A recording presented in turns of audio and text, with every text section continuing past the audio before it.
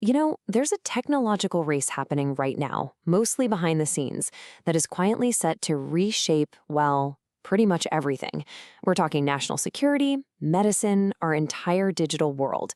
And the finish line? It's not just a better computer, it's reinventing the computer from the ground up. So you gotta ask, why? Why is the entire world pouring billions of dollars and its best and brightest minds into building a totally new kind of machine? What's the prize that's making everyone push so hard, so fast? The answer, in 2 words, is quantum computing. This is a technology so powerful it promises to crack problems that are just impossible for us right now, even for our most powerful supercomputers. So to really understand this race, first, we've got to understand what everyone's chasing. Okay, so let's talk about the prize. And really, we're not just talking about a faster computer. This is about creating a fundamentally new tool for humanity, one with some truly revolutionary abilities. I mean, the applications here are genuinely world-changing. Look at cybersecurity. We're talking about creating unhackable communication networks. It's no wonder that's a top priority for basically every major nation. Then you have sensing, the ability to build devices that can diagnose diseases years earlier or track climate change with pinpoint accuracy. Or optimization, solving logistical problems that would take a normal computer millions of years. This right here, this is why everyone is investing so heavily. And this is what I find so interesting, how those priorities actually break down globally. You've got cybersecurity and sensing sitting at the top, both at 28%. I mean, together, that's more than half of all the stated goals from countries around the world.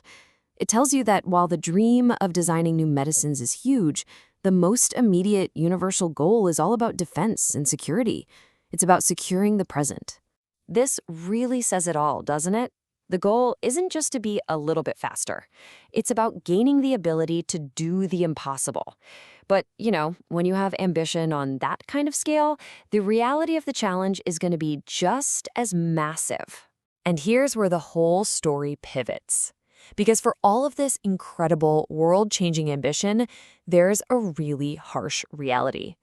The road to actually building a useful quantum computer is just littered with some of the hardest scientific and engineering problems we've ever tried to tackle. So let's get into those roadblocks. These are hurdles that aren't just about money or politics. They're baked into the fundamental laws of physics. And it turns out, while every country dreams of the prize, they also all share the same nightmares. These problems affect everyone, from the leaders to the ones just getting started. And this chart just lays it out so clearly. Yeah, funding is a problem for a lot of countries. No surprise there. But look at the top 2 issues, the ones affecting at least 20 different nations. It's a massive shortage of skilled people, this talent gap, and the huge difficulty of turning a cool discovery in a lab into a real product you can sell. Think about that. You can have the smartest idea on the planet, but if you don't have the people to build it or a way to get it to market, you're just stuck. And the list of problems just keeps going. A lot of countries simply don't have the high-tech factories needed to build this stuff. Others get bogged down in bureaucracy and politics. And even for the big players, the US and China, new problems are popping up, like shaky supply chains and export controls, as this whole field becomes more and more strategically important.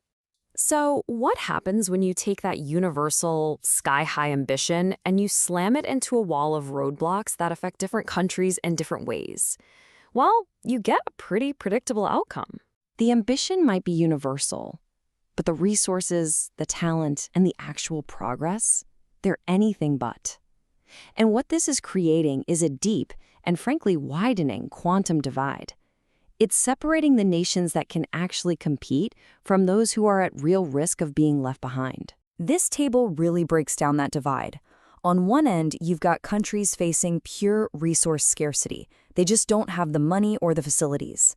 Then, in the middle, you have that problem that hits almost everyone, even leaders like the US and the UK, the desperate need for talent and a real path to commercialization. And then, at the very top, a whole new set of headaches is showing up for the most advanced players, who are now bumping into strategic walls like supply chains and export controls.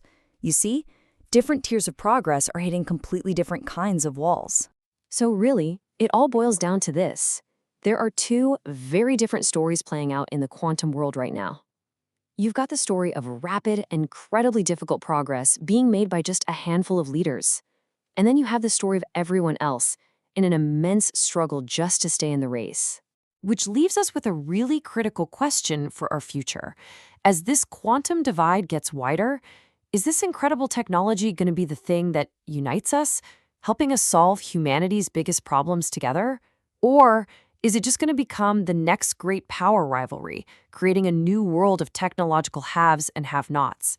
The race is on, for sure, but the outcome is far from certain.